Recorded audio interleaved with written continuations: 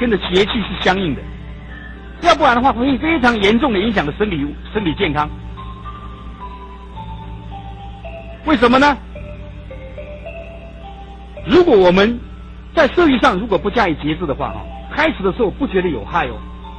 但是久而久之，日积月累的损伤的结果，必然会使得精髓亏损、气血败坏，最后导致死亡。这是中医我们孙思邈孙真人的讲法。中医对这个易经都有研究的，他知道人的气血必须要每6天才能够走完身体的6处经脉，那必须经过7天经脉尽通之后，得到疏解，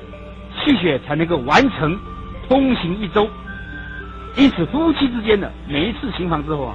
易经的气血就会受到损伤，必须要等到7日周行到此。